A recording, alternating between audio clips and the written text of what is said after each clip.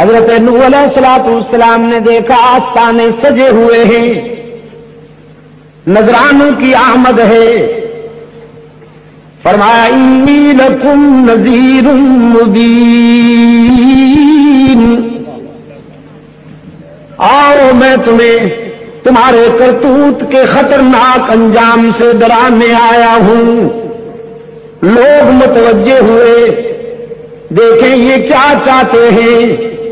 فرمایا سب سے پہلے سن لو، لا اسألکم علیہ اجرا، میں تم سے کوئی اجر نہیں مانگتا، نذرانہ نہیں مانگتا، ان اجری الا علی اللہ، مجھے وہ دینے والا ہے جس سے بہتر دینے والا ہی کوئی نہیں۔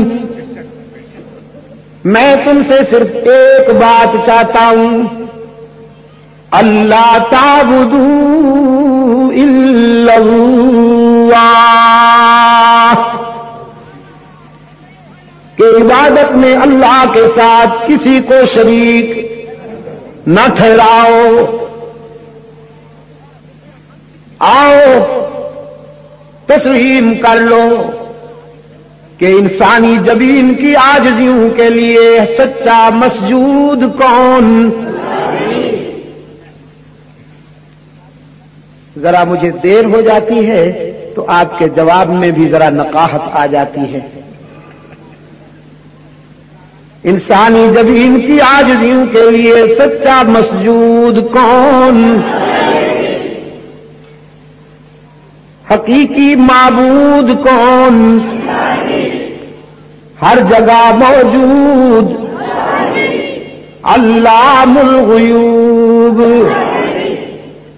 ذرا ہی پہ ضرب لگا کر تاکہ بھی کے بیماروں کو اللہ شفائے کاملہ عطا فرمائے۔ ہر جگہ موجود علام الغیوب، کارساز و دستگیر، حاجت روا،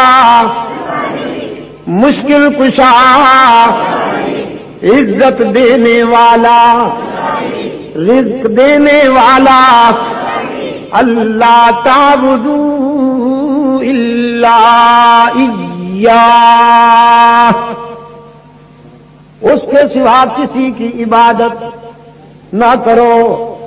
بس میرا سب سے اہم ہدف یہی ہے، سب سے اہم ترجیح۔ الحمد لله وكفى وسلام على سيد الرسل وخاتم الأنبياء محمد المصطفى وعلى آله المجتبى، أما بعد، قال الله تبارك وتعالى في القرآن المجيد والفرقان الحميد، أعوذ بالله من الشيطان الرجيم، بسم الله الرحمن الرحيم، إن الله اشترى من المؤمنين أنفسهم وأموالهم بأن لهم الجنة يقاتلون في سبيل الله فيقتلون ويقتلون وعدا عليه حقا في التوراة والإنجيل والقرآن، ومن أوفى بعهده من الله فاستبشروا ببيعكم الذي بايعتم به، ذلك هو الفوز العظيم، صدق الله مولانا العظيم، وصدق رسوله النبي الكريم، يا رب صل وسلم دائما ابدا على حبيبك خير الخلق كلهم هو الحبيب الذي ترجى شفاعته لكل حول من الأهوال مقتحم يا خير من دخلت في الكاء آدم فطاب من طيبهن الكاء والحكم نفس الفداء لقبر أنت ساكنه فيه الأفاض وفيه الجود والكرم وآكل منك لم تركت عيني وأجمل منك لم تلد النساء خلقت مبرأ من كل عيب كأنك قد خلقت كما تشاء طلع البدر علينا من ثنيات الوداع وجب الشكر علينا ما دعا لله داعي أيها المبعوث فينا بالأمر المطاع نار جوارب من بني نجار يا عبدا محمد من جاري اللهم صل على سيدنا ومولانا محمد وعلى آل سيدنا ومولانا محمد وبارك وسلم علیہ. دوستو، بزرگوں، بھائیوں، قرآن پاک کی چند آیاتیں بڑی ہیں. یہ دینی مدرسے کا مدرسہ حمادیہ کا مدرسہ ہے. پچھلے دفعہ میں حاضر ہوا تھا تو مولانا مدنی بھائی صاحب نے تاریخ لے لی اور علماء سے بھی تاریخ لی تھی. وہ شاید کسی وجہ سے نہیں پہنچ سکے، اللہ نے مجھے پہنچا دیا. آپ بھی تشریف لے آئے ہیں اور میں بھی تھوڑا سا عرض کرنا ہے. اللہ تعالیٰ آپ کا آنا، بیٹھنا، سننا، میرا سنانا منظور مقبول فرمائے. نبی کریم صلی اللہ علیہ وسلم نے ارشاد فرمایا قیامت کے نزدیک اتنے فتنے آئیں گے جیسے تسبیح کا تاگا ٹوٹ جاتا ہے اور دانے گرنے شروع ہوتے ہیں، ایک کے بعد دوسرا، تیسرا، چوتھا، حتیٰ پوری ڈور دانے کی ختم ہو جاتی ہے. جیسے تسبیح کا تاگا ٹوٹ جانے سے ایک دوسرے کے اوپر دانے گرتے ہیں، فرمایا اتنی کثرت سے فتنے آئیں گے کہ ایک کھڑا ہوگا تو دوسرا آئے گا، وہ فتنہ موجود ہوگا تو تیسرا آئے گا. تو فرمایا قیامت کے نزدیک ایمان کا بچانا ایسا مشکل ہو جائے گا جیسا کہ انگارے کو مٹھی میں لینا مشکل ہے. فرمایا اگر لوگ پہاڑوں میں چلے جائیں، وہاں بکرے چرائے اور ان کا دودھ پیتے رہیں، ایمان بچ سکے گا، ورنہ ایمان کا بچانا مشکل ہو جائے گا. اللہ تبارک و تعالی ہم سب کو دین کی خدمت کی توفیق عطا فرمائے. حضرت عمر رضی اللہ تعالی عنہ فرماتے ہیں کہ علماء کی صحبت اختیار کرنا عالم بھلائی کی طرف لے جائیں گے، برائی کی طرف نہیں لے جائیں گے. یہ جتنے دینی مدرسے ہیں یہ دین کی چھونی ہے. اگر یہ دینی مدرسے نہ ہوتے تو کوئی اولیاء اللہ، کوئی محدث، کوئی عالم، کوئی قاری یہ نہ بنتے. یہ ان مدرسوں کی برکات ہے کہ گھر گھر میں لوگوں کو عمل نہ کرے تو اور بات ہے، حلال اور حرام کا علم ہے کہ یہ چیز حلال ہے، یہ حرام ہے، یہ جائز ہے، یہ ناجائز ہے. یہ تمامی دینی معلومات کا جو سہرا ہے ان دینی مدرسوں کے ساتھ ہے. حضرت مولانا محمد علی مغیری رحمۃ اللہ علیہ بڑے بزرگ گزرے ہیں. وہ فرماتا ہے کہ میں ہندوستان کے کسی قصبے میں سفر پر تھا اور میرے ساتھ سنگتی بھی تھے سفر والے، تو ہم ایک گاؤں میں گئے، بڑی دیر کی بات ہے، تو مسجد دیکھی، ہم نے کہا بھی نماز پڑھ لیں۔ تو جب ہم نے مسجد میں جا کے اذان دی تو پورے گاؤں کے لوگ ڈنڈے لے کے نکلے ہمارے مارنے کے لیے۔ بھائی ہم نے کہا کیوں مارتے ہو؟ کہنے لگے یہ مسجد میں تم نے کان میں انگلیاں ڈال کے ہو یہ کیوں کیا؟ تو ہم نے کہا کہ ہم نے تو اذان دی، مسجد بنانے کا علم تھا، اذان کا نہیں تھا۔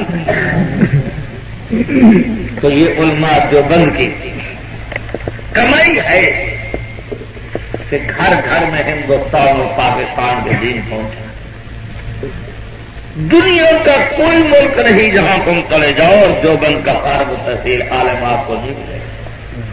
مولانا لال حسین اختر مرحوم نے ہزاروں کی تعداد پر مرزائیوں کو مسلمان بنایا،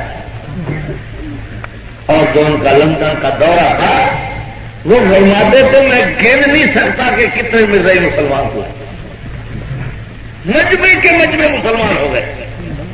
تو فرماتے تھے میں جب فجی کے دورے پر گیا، جزیرہ فجی ہے افریقہ کا ملک ہے، وہاں پر میں گیا تو ان کو کوئی پتہ نہیں تھا کہ قرآن اللہ کی کتاب ہے کہ نہیں۔ اس طرح کی بات ہے، ابھی 10-15 سال ہو گئے تو مولانا وہاں کئی سال رہے، وہاں سے لکھا کہ یہاں لوگوں کو کوئی پتہ نہیں جو قرآن پاک کی کتاب ہے اور اللہ کی کتاب ہے۔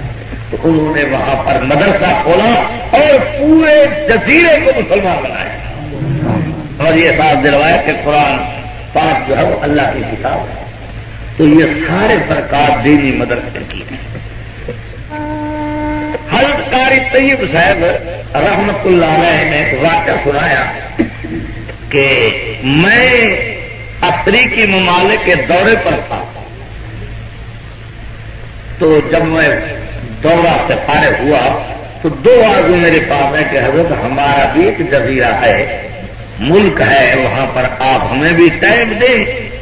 تو قاری صاحب فرماتے تھے میں تو دورے پر نکلا ہوا تھا، تو جب انہوں نے مجبور کیا تو میں نے کہا ٹھیک ہے۔ تو انہوں نے جہاز کا ٹکٹ لیا، بڑا دور کا سفر تھا، بہت دور کا سفر تھا، تو دن رات جہاز میں لگا۔ تو وہاں پر جب میں ہوائی اڈے پر پہنچا، قاری سے فرماتے تھے تو میں نے پورے اڈے پر یہ دیکھا کہ مجھے جتنے مزدور تھے ہوائی اڈے پر، جتنے دکاندار تھے، جتنے سرکاری ملازم تھے، مجھے ایک بھی داڑھی منڈا نظر نہیں آیا، سب داڑھی والے تھے۔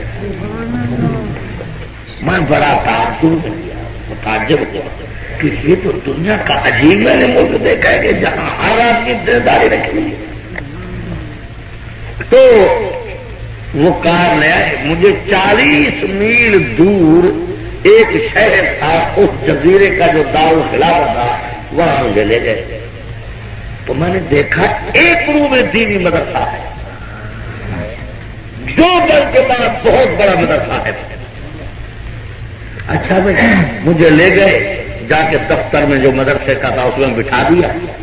میں نے دیکھا کہ ایک بوڑھا وہاں مطالعہ کر رہا ہے۔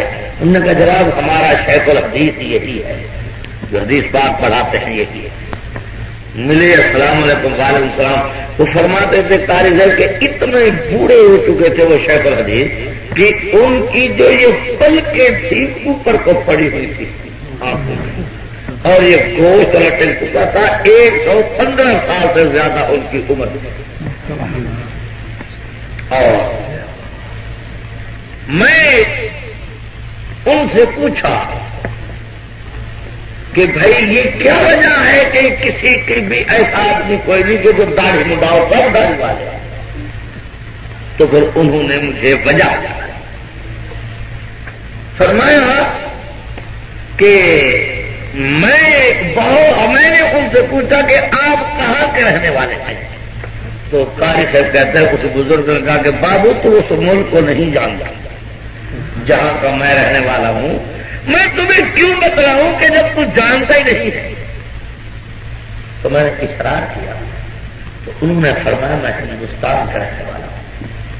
اور بزرگ نے کیا ورزش کی، ان کو یہ نہیں پتا تھا کہ یہ بھی ہندوستان کا رہنے والا، جو میں ہندوستان کا رہنے والا ہوں. اور ایک بہت بڑے عالم سے مولانا شیخ الہند رحمۃ اللہ علیہ، میں ان کا شاگرد ہوں. ان کا نام مولانا محمود حسن صاحب تھا. میں نے دوران درس میں یہ سنا تھا کہ اس آدمی کی نجات ہو جائے گی جس آدمی نے وہاں جا کے تبلیغ کی جہاں کل کافر و مسلمان کوئی نہ ہو، وہاں جا کے دین کی تبلیغ کرے تو بڑا ثواب ہوتا. تو میں نے اس درس میں یہ فیصلہ کر لیا تھا کہ اس جزیرے میں جاؤں گا تبلیغ کے لیے جہاں کوئی مسلمان نہیں ہوگا. تو میں فارغ ہونے کے بعد ماں باپ سے اجازت لی. میرے دل میں طرف تھی، تلاش کرتے کرتے کرتے کرتے میں اس جزیرے میں یہ سب عیسائی تھی. میں نے 40 سال یہاں قرآن سنایا. لوگ مجھے گانے دیتے رہے، پتھر مارتے رہے، دھکے دیتے رہے، نکالتے رہے. میں نے تکلیفیں برداشت کی لیکن میں اس جزیرے سے نکلا نہ. آخر یہاں کے جو پنڈت تھے، پادری تھے، لوگ مجبور ہوئے کہ جب میں قرآن پاک پڑھتا تو سمجھ تو ان کو نہ آتی، لیکن وہ روتے کہتے ایسی لذت والی قضا ہم نے آج تک نہ دیکھی ہے نہ سنی ہے. تو وہ اپنے پادری کے پاس لوگ جاتے کہتے کہ یہ آدمی جو کتاب پڑھتا ہے ان کے پڑھنے سے معلوم ہوتا ہے تو صاحب درد اور حق والا آدمی اور سچے بندہ والا ہے. تمام علاقے کے لوگ اکٹھے ہو کر کے پادری اور اپنے مولویوں کے پاس گئے جو عیسائی تھے کہ بھی یا تو تم مناظرہ کر لو ان کے ساتھ، یہ جو 40 سال سے تمہیں چیلنج دے رہا ہے قرآن پڑھ رہا ہے، یا ان کا مقابلہ کرو. اگر نہیں کر سکتے ہمیں اجازت دو کہ ہم یہ مذہب اختیار کریں. تو ان پادری نے یہ کہا اپنے مخلوق، اپنے آدمیوں کو، اپنی پبلک کو بھی بندہ یہ سچا ہے، ہم ان کا مقابلہ نہیں کریں. پادری نے تو تمام جزیرے کے لوگ اکٹھے ہوئے، سب نے بیعت پر کلمہ پڑھا اور مسلمان ہوئے. وہ مولانا یہ بتلا رہے ہیں، فرمایا کہ الحمدللہ اس کا ایریا 40 میل ہے اردا کے. ایک آدمی داڑھی مدا نہیں ہے، ایک آدمی بے نماز نہیں ہے، ایک آدمی جاہل نہیں ہے. میں نے گاؤں میں مدرسے بنائے اور سب سے بڑا مدرسہ اور ہیڈ مدرسہ یہ ہے. یہ دارالعلوم دیوبند کی شاخ ہے. میں اب روتا ہوں کہ یا اللہ میں زندگی میں ایک دفعہ، اور میری کوئی تمنا نہیں، ایک دفعہ مجھے یہ دکھا دے کہ میں دیوبند کا کوئی فرزند دیکھ لوں، مجھے پتہ لگ جائے کہ کوئی دیوبند کا کیا حال ہے، بچا نہیں بچا، ترقی کی نہیں کی، مدرسہ ہے یا نہیں ہے. ہاں اس نے کہا میں حضرت نانوتوی کا شاگرد ہوں، حضرت نانوتوی. تو اب میری تمنا یہ ہے کہ میں اس خاندان کا کوئی فرد دیکھنا چاہتا ہوں. آپ بتائیے کہاں سے آئے ہیں؟ اب انہوں نے حال لینا شروع کیا. تو میں نے کہا کہ حضرت میں ہندوستان سے آیا ہوں. تو کھڑے ہو گئے، مجھے معانقہ کیا، رونے لگے، میری پیشانی کو چوما. فرمایا ہندوستان تو بڑا ملک ہے، ضلع کون سے آئے ہیں؟ میں نے کہا صوبے یو پی سے آیا ہوں. اچھا صوبہ یو پی ہے، اور صوبہ تو بڑا صوبہ ہے، کون سے شہر سے؟ میں نے کہا دیوبند کے شہر سے. پھر اٹھے، پھر معانقہ کیا، پھر رونے لگے. تو آگے فرمایا کہ میں حضرت نانوتوی کا نواسا ہوں، میرے نام محمد طیب ہے، میں دارالعلوم دیوبند کا محتمم ہوں. دیوبند اس وقت عروج پر ہے. حضرت مدنی رحمت اللہ علیہ کے شیخ الحدیث ہے. پھر میں نے پوری تفصیل بتائی تو وہ رو رو رو رو کے اس کی داڑھی جو تھی وہ تر، اور کہا میری یہی آخری تمنا تھی کہ میں کچھ سن لوں کہ دیوبند کا کیا حال ہے. تو اب میری دعا اللہ نے قبول فرما دی. تو بھائی یہ ہے دیوبند کی کمائی. یہ ہے جو بن کے علماء. آپ سنیں کہ جتنی ملک میں پارٹیاں ہیں، مذہب ہے، بریلوی شیعہ فلاں فلاں فلاں فلاں، کسی کو نصیب میں نہیں ہوا کہ حدیث کی کوئی تشریح لکھ سکے، تفصیل لکھ سکے. تمامی فقہ کی کتابیں، تمامی حدیث کی تشریحات، تمامی قرآن کی تفسیریں، صرف 1400 کتاب تو حضرت تھانوی کی تصنیف ہے رحمۃ اللہ علیہ. تو اور کی تو آپ شمار نہیں کر سکتے. اللہ نے یہ جو بندیوں کو طاقت دی کہ قرآن کی تفسیریں لکھ کے گھر گھر پہنچائی، حدیث پاک کی تشریحات لکھ کے دنیا کے کونے میں پہنچائی. اللہ نے جتنا جو بل سے خدمت لی ہے، دنیا میں کسی ادارے سے اتنا دین کی خدمت نہیں لی ہے. اللہ اکبر اللہ اکبر. پھر اس پر بت رہی ہندوستان جو انگریز کی غلامی میں تھا، چند فقیر بوریا میں تھی، حضرت گنگوہی، حضرت نانوتوی، حضرت شیخ الہند، مولانا عبید اللہ سندھی، حضرت امروزی، اللہ اکبر، حضرت بخاری، حضرت لاہوری، یہ چند گنتی کے علماء ہیں جنہوں نے بھوکے رہ کر کے، چٹائیوں پر بیٹھ کر کے، کھدر کے کپڑے پہن کر کے، خالی ہاتھ رہ کر کے 18 سال جیلیں کاٹ کر کے انگریز کو 100 سال کی لڑائی کے بعد مجبور کیا کہ وہ بستر باغ کے اندر چلا. نعرہ تکبیر، یہ تو ہم نے سنا کہ ملک کو ملک پر فتح ہوتی ہے ہتھیار کے زور سے، ملک پر ملک فاتح ہوتا ہے دنیاوی طاقت کی وجہ سے، فوجی ساز و سامان کی وجہ سے. یہ پہلی دفعہ ہم نے دیکھا کہ ہندوستان پر مسلمان فاتح ہوا ایمان کی طاقت، ایمانی قوت کی وجہ سے. کہ انگریز مجبور ہو گیا کہ وہ ہندوستان چھوڑا اور ہمارے ملک آزاد کیا. لیکن ہماری بدر کی بھی کہ ملک ان بے دینوں کے ہاتھ آیا. انگریز جاتے ہوئے ان بے دینوں کو ملک دے کر کے دیا گیا نیشنل مسلمان، اور وہ مار کھانے والے مسلمان پر اس نے بدلہ لیا کہ آج ہم انگریزی تعلیم کے زیادہ لوگوں میں ملک کے قبضے کی وجہ سے 40 سال ہو گئے ہم اسلامی حکومت سے محروم ہیں.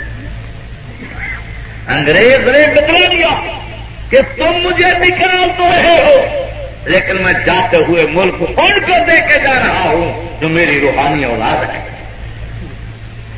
جنہوں نے لندن میں تعلیمیں حاصل کی رنگ کے اعتبار سے تو یہ ہندوستانی ہیں، لیکن تہذیب کے لحاظ سے یہ انگریز ہیں. آج ہمارا واسطہ اس انگریز سے پڑا ہے، اس انگریز کی روحانی اولاد سے پڑا ہے جن کا حصہ مدینے کے ساتھ نہیں ہے، لندن کے ساتھ. ورنہ علماء پر پابندی ہے، جیلیں، تکلیفیں. اللہ اللہ. حضرت عمر رضی اللہ تعالیٰ عنہ کا دستور تھا کہ تمام لوگ جب سو جاتے، مدینے کا گورنر، عرب کا بادشاہ اور شہنشاہ، جن کے نام سے دنیا لڑکتی تھی، 2 جوڑے کپڑے کے تھے قدر کے، جن میں 70 چمڑے کے پیبند لگے ہوئے ہوتے تھے. سال میں 2 جوڑے تھے. اللہ رعایت ہو جاتی ہے. امیر عمر رضی اللہ عنہ تلوار اور درہ ہاتھ میں لے کر کے گشت کر رہے ہیں. سبحان اللہ. اس گھر میں جاتے ہیں، اس گھر میں جاتے ہیں، اس گھر میں جاتے ہیں. وہ خبردار کوئی دکھیا ہو تو عمر غلام دروازے پر کھڑا. ایک مسلمان کا دور یہ تھا. رات گزر جاتی ہے پہرے میں، ایک دفعہ ایک بچے کے رونے کی آواز آتی ہے. رات کی تاریکی اور اندھیرے میں حضرت عمر آگے بڑھتے ہیں، پوچھتے ہیں اماں یہ بچہ کیوں روتا ہے، مجھے بتلاؤ. یا والی اماں کہتی ہے بابا بزرگا بچے روتے ہیں اور بچوں کی عادت ہے رویا کرتے ہیں چاہے پیٹ بھر کے بھی دودھ پی لیں. وہ جو بچہ حضرت عمر سے پھر درا لے کر کے چل پڑے ہیں وہ گشت کر رہے ہیں پھر آ گئی سے رات میں پھر بچہ رویا.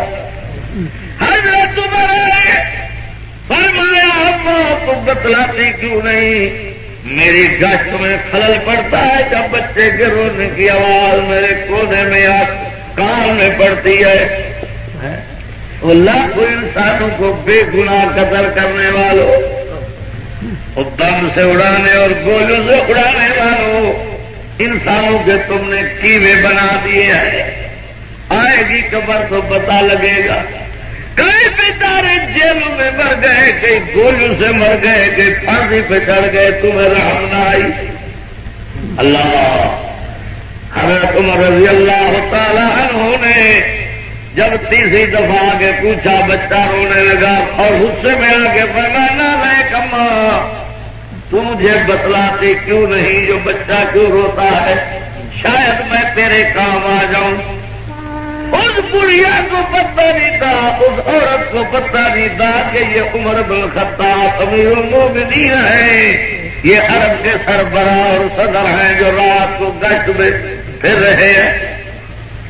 اس نے کہا بابا امیر المومنین جو ہمارا بادشاہ عمر بن الخطاب ہے اس نے آرڈر جاری کیا ہے کہ جب تک بچہ دودھ نہ چھڑایا جائے ماں کا 2 سال دودھ پینے کے بعد فارغ نہ ہو اس وقت تک ان کا وظیفہ جاری نہ کیا جائے. ہم غریب لوگ ہیں میں بچے کو دودھ چھڑانا چاہتی ہوں کہ وظیفہ جلدی جاری ہو جائے. یہ چھوڑتا نہیں یہ بھوک سے تنگ کر رہا ہے اسی لیے میں بار بار دودھ چھڑاتی ہوں یہ پیتا ہے. ان کو عادت ڈالنے کی کوشش کرتے ہوں تاکہ وظیفہ جلدی جاری ہو جائے. حضرت عمر مسجد نبوی میں آئے سجدے میں گر کے رونے لگے. اللہ کیا پتا میرے اس آدر کی وجہ سے کتنے چھوٹے معصوم بچوں کی جانیں تلخ ہو گئی. اللہ میری غلطی ہے مجھے معافی دو. عورت کو بلایا اور بلا کر کے وظیفہ جاری کر دیا. فرمایا آج کے بعد میں قانون بناتا ہوں کہ بچہ پیدا ہو تو فوراً وظیفہ جاری ہو جانا چاہیے. سبحان اللہ اتنی بھی مخلوق کا غم وہ برداشت نہیں کر سکتے. آج دیکھ لو ہمارے حکمرانوں کا حال کہ انسانوں کو رعایا کو کس طرح کھا رہے ہیں جیسے چیٹیا بکرے کو کھاتا ہے چیتا اور بھیڑیا. کہتے ہیں کہ غریب کے گھر پسینہ اگر ہے تو کیوں یہ بھی پی جاؤ. یہ حکمران نہیں یہ بھیڑیے ہیں بھیڑیے. یہ درندے ہیں درندے. اللہ ورنہ حکمران یوں ہوتا ہے. حضرت عمر گج کرتے کرتے کرتے ایسے مکان پر پہنچے کہ جہاں رونے کی آواز آتی ہے عورت اندر والدہ کو لڑکے کہہ رہی والدہ لڑکے کو کہتی ہے بیٹی قحط کا زمانہ ہے پیسہ میسر نہیں ہے روٹی کا اعلیٰ انتظام نہیں ہے یہ جو دودھ ہے اس میں کچھ پانی ملا لو اور بازار میں بیچو کئی دن گزر جائیں گے.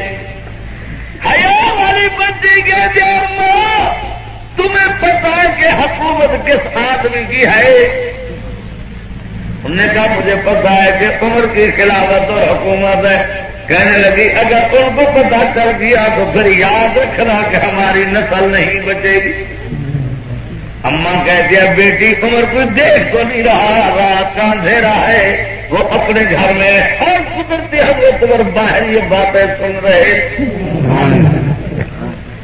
اس نے کہا اماں عمر چلو گھر میں ہے رات کا اندھیرا ہے عمر نہیں سنتا پر میرا خدا تو دیکھ رہا ہے.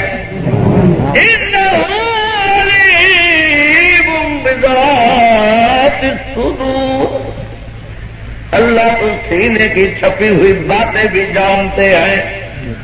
حضرت عمر نے سویرے مصلی پر نماز پڑھانے کے بعد اس لڑکی کو عورت کو بلا کے کہا کہ میں رات تمہاری ساری باتیں سن رہا تھا، اس لڑکی کا رشتہ میرے لڑکے آسم کے لیے دے دو، جو میں نے کائنات میں ایسی لڑکی نہیں دیکھی جو غیبانہ خدا تعالیٰ سے ڈرتی ہو۔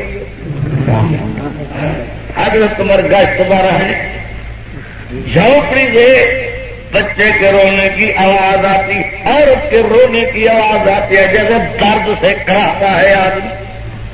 حضرت عمر گئے، دیکھا کہ جھونپڑی ہے اللہ، اور باہر ایک بوڑھا بیٹھا ہے،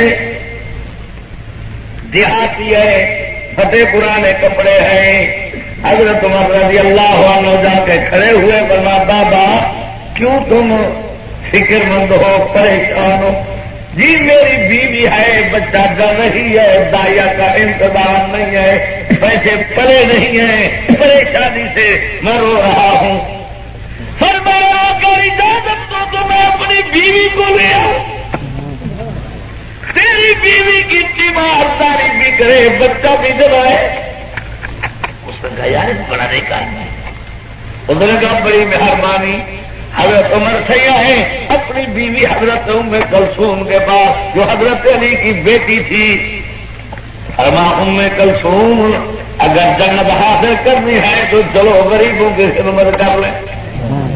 بیوی کو ساتھ لے کر کے گئے، آپ تو باہر بوڑھے کے ساتھ بیٹھ گئے اور بیوی جھونپڑی میں داخل ہوئی، دیکھ بھال کرنے لگی، بچہ جنانے لگی۔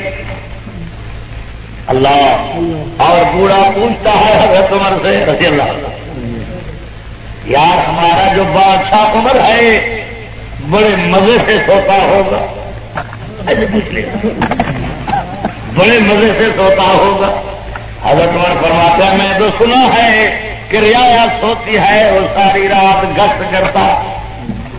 اچھا یار کپڑے بڑے خیال پہنتا ہوگا۔ حضرت عمر فرماتے ہیں میں نے سنا ہے کہ وہ تو 70 کپڑے کے پرند لگاتا ہے۔ اللہ، بوڑھا پوچھتا ہے یار بات کا جو ہوا کھانے میں تو بڑے عالی شان کھاتا ہوگا۔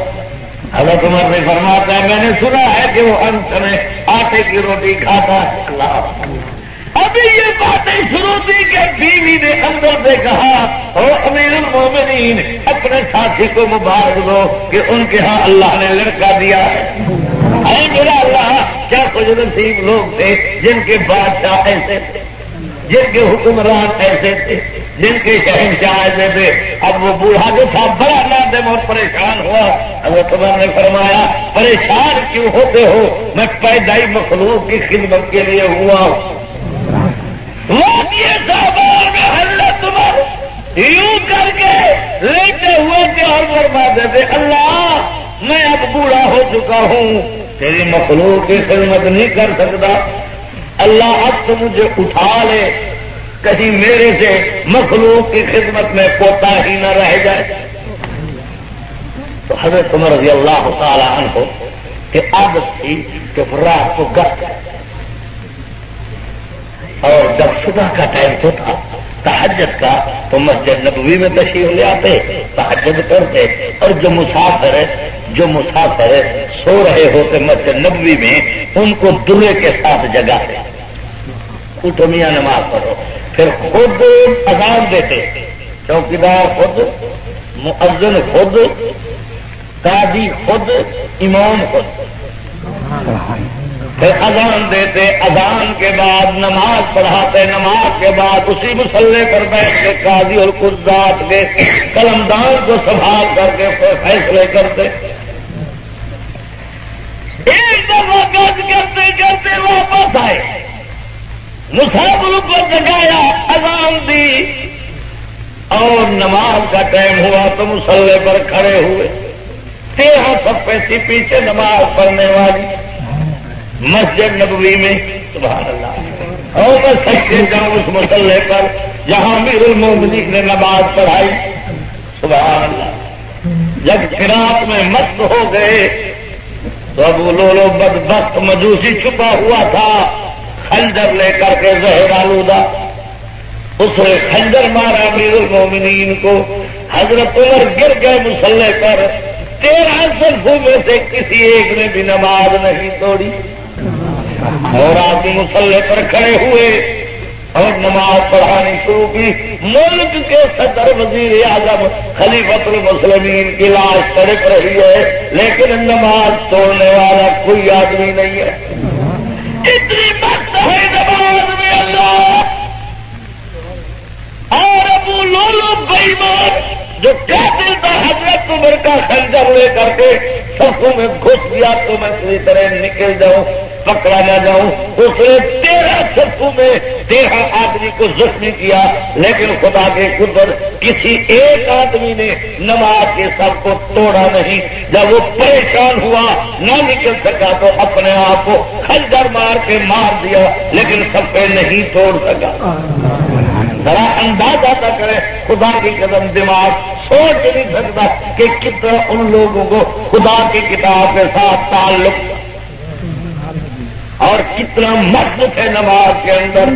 قرآن پڑھنے کے بعد تو ان کو دنیا کا ہوش رہتا نہیں تھا. صحابہ ایک صحابی کو ٹانگ پر پھوڑا تو ان کو یہ علاج بتلایا گیا. اس وقت ہسپتال نہیں تھی, ٹیکے بند کرنے والے نہیں تھے. کہا بھائی جب تک یہ ٹانگ نہیں کاٹو گے یہ پھوڑے کا آرام نہیں آئے گا. آخر بھائی کیسے کاٹے؟ زندہ زندہ آدمی کی ٹانگ کاٹ لے. صحابی نے کہا میں سورت مزمل شروع کرتا ہوں اور آپ آری کے ساتھ میری ٹانگ کاٹ. میں اللہ کی پاک کلام کی تلاوت میں مت اتنا ہو جاؤں گا کہ مجھے نہ تکلیف ہوگی نہ درد ہوگا. اللہ اکبر. کل تکلیفوں کا اس وقت علاج ہوتا تھا اللہ کی کتاب. حجی اب ہمارے دروازے ہم نے حکومت کے توڑ دیے. مقدمہ ہے, وکیل رکھا ہوا ہے, عرضی نویس کے پاس بھاگتے ہیں, فلاں کے پاس بھاگتے ہیں, دلیل ہے, دولت برباد ہے, افسر سنتے نہیں ہیں, رشوت کا زور ہے. وہاں کوئی کسی بیماری کا علاج نہیں تھا. اللہ کی کتاب پر ہوتا تھا. اور میدان جنگ میں کیا ہوتا تھا؟ جو تلوار سے زخمی ہوتے تھے اور گوشت کے ٹکڑے لٹک رہے ہوئے ہوتے تھے, یہ چٹائی کو جلا کے جو راکھ ہوتی نا وہ ان سب پر ڈال دیتے, اسی وقت آرام ہوتا. کوئی پریشان کی ضرورت نہیں. اب تو ماشاء اللہ اتنی بیماری ہیں اس کھاد کی برکت کی وجہ سے. یہ امریکہ سور نے بھیجی ہے, سپرے کرو, کھاد ہے.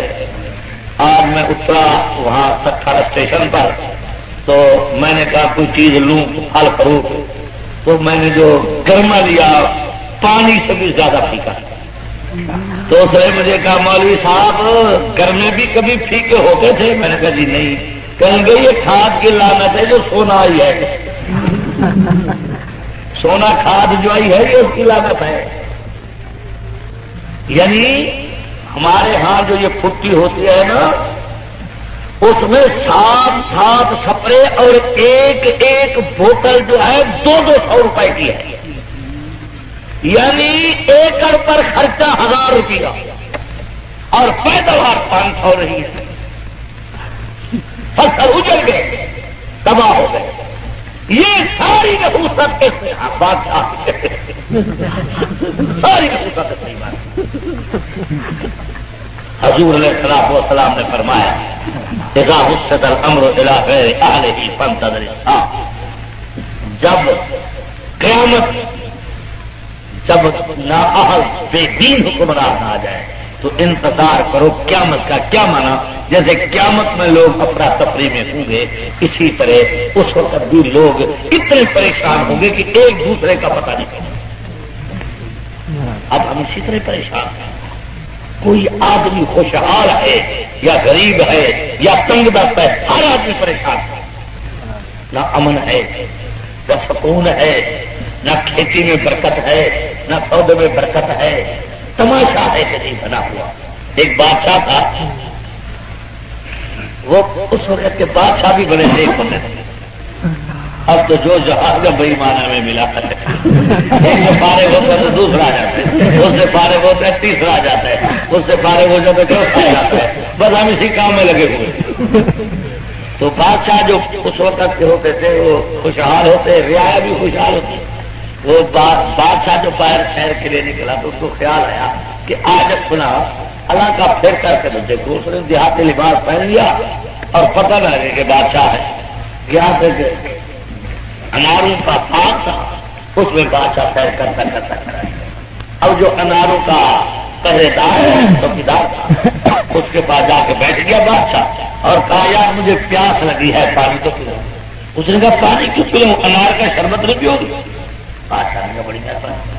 تو پرانے وقت کے گلاس ہوتے تھے بڑے، ایک پیو تو کافی، اب 27 پیو تو پورا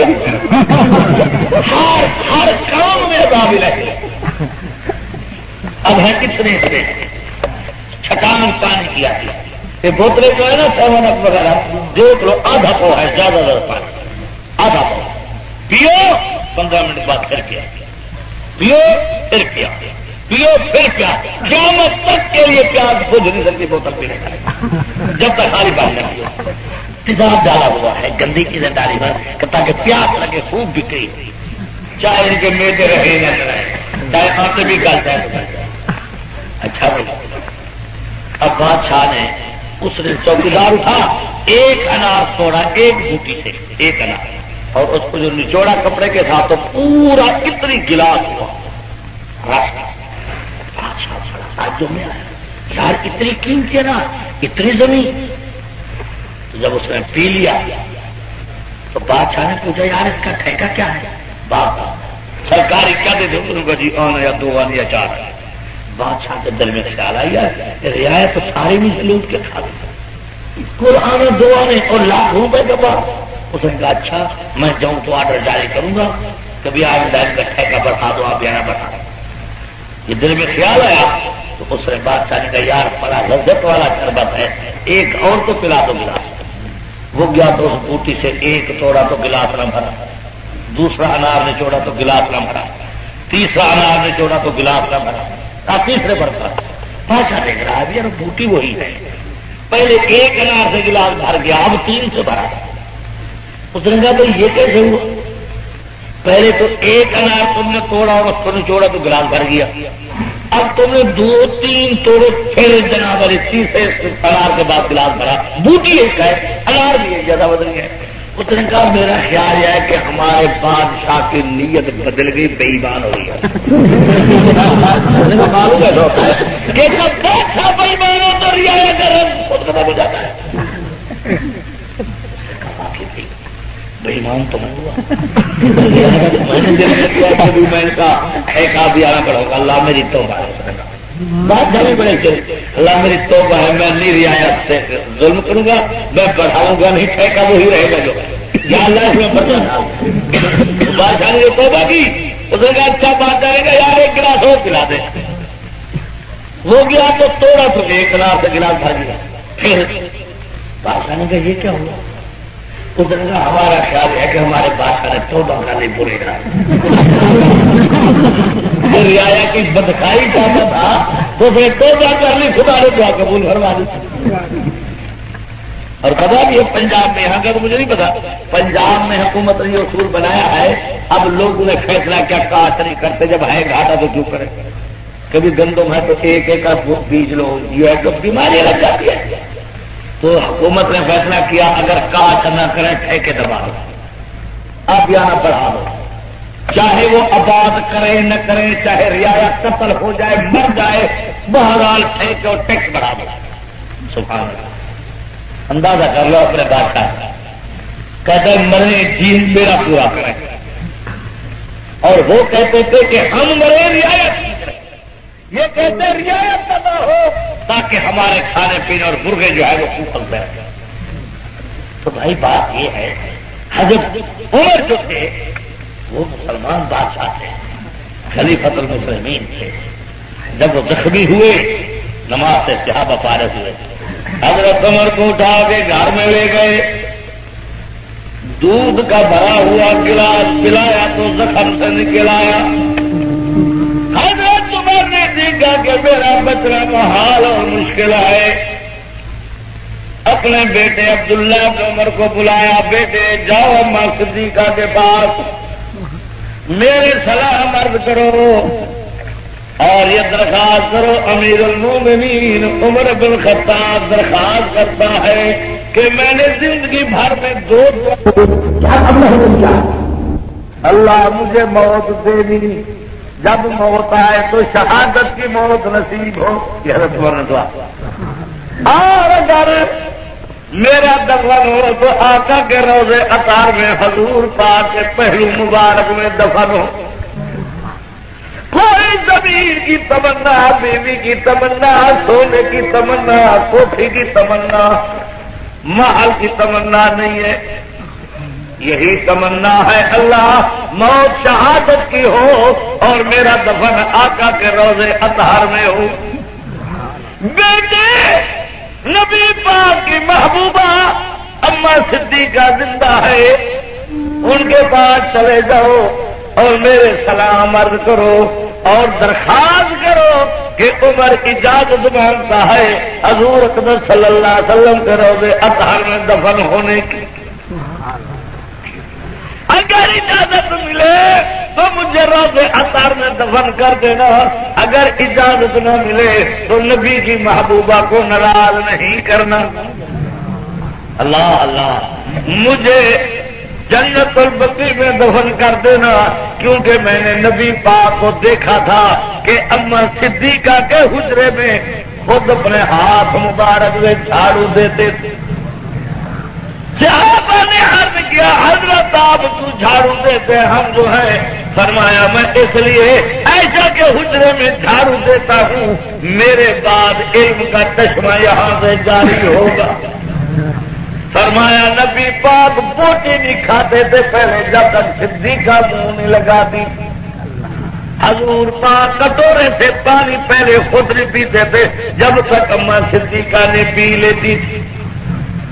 اللہ حضور سے فرماتے ہیں کہ میرا بھی صدیقہ سے نکاح نہیں ہوا تھا اور صدیقہ پیدا نہیں ہوئی تھی، اللہ نے صدیقہ کو جنت کے رومال میں لپیٹ کر کے مجھے دکھایا کہ میرا محمد کریم یہ تیری دنیا اور آخرت کی بیوی ہے۔ اما صدیقہ فرماتی ہے کہ مجھے کل بیویوں پر فضیلت اس لیے ہے کہ جب حضور سے فوت ہوئے تو میرے حجرے میں تھے اور آقا کا سر مبارک میرے سینے پر رکھا ہوا تھا کہ دنیا سے رخصت ہوئے، آج ہے تو صدیقہ کی جھولی میں تو حضرت عمر سے نے فرمایا بیٹے نبی کی محبوبہ کو ناراض نہیں کرنا، جاؤ پوچھو۔ حضرت عمر کے لڑکے عبداللہ اور عمر گئے، جات کیا دیکھتے ہیں کہ اما صدیقہ دار و قدار ہو رہی ہے، انہوں نے سلام عرض کیا، اقرا علیہ السلام، اما میں ابے کی طرف سے سلام عرض کرتا ہوں اور مجھے عمر صحیح نے بھیجا ہے کہ حضور صحیح کے روضے میں اجازت مانگتے ہیں دفن ہونے کی۔ فرمایا بیٹے جگہ تو میں نے اپنے لیے رکھی ہوئی تھی کیونکہ 3 مزاروں کی جگہ ہے، حضرت عمر حضرت صدیق اکبر دفن ہو چکے ہیں اور ایک جگہ حضرت عیسیٰ کے لیے ہے قبر جو حضور سے نے فرمایا بولو سی عیسیٰ ابن مریم من السماء، قیامت کے قریب حضرت عیسیٰ آسمان سے اتریں گے اور خنزیروں کو قتل کریں گے اور جزیہ ختم کرائیں گے اور اتنی لڑائی لڑیں گے کافروں کے ساتھ کہ کوئی کافر باقی نہیں رہے گا، اللہ ان کے ہاتھ فتح دے گا اور 45 یا 40 سال وہ اسلام کی حکومت قائم کریں گے۔ پھر جب فوت ہوں گے تو یدھ فنو ماں یا فی قبری، میرے کٹھے میرے روضے میں دفن ہوں گے۔ اس لیے ایک جگہ تو حضرت عیسیٰ کے لیے رکھی ہوئی ہے اور جو میں نے اپنے لیے جگہ رکھی ہوئی تھی وہ میں دے دیتی ہوں حضرت عمر کو۔ کیوں کہ جب میرے نبی پاک نام لیتے تھے صدیق اکبر کا تو عمر کا نام بھی ساتھ لیتے تھے، اس بات سے مجھے حیا آتی ہے کہ میں عمر کو جگہ نہ دوں تو محمد پاک کو کیا منہ دکھلاؤں گی۔ حضور نے فرمایا ما من نبی الا وله وزیران من اہل السماء ووزیران من اہل الارض فاما وزیران من اہل السماء فجبرائیل ومیکائیل فَأَمَّا وَزِيرَانِ مِنْ أَهْلِ الْأَرْضِ فَأَبُو بَكْرٍ وَعُمَرُ رضی اللہ عنہما. حضور سے فرماتے ہیں آسمان کی مخلوق سے بھی میرے 2 وزیر ہیں اور زمین کی مخلوق سے بھی 2 وزیر ہیں.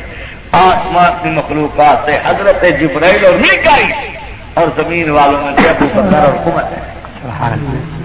فرمایا جب نبی پاک میرے ابے کا نام لیتے تھے تو حضرت عمر کا نام لیتے تھے. میں قربانی دیتی ہوں کہ میری جگہ قبر والی پر حضرت عمر کو دفن کر دو.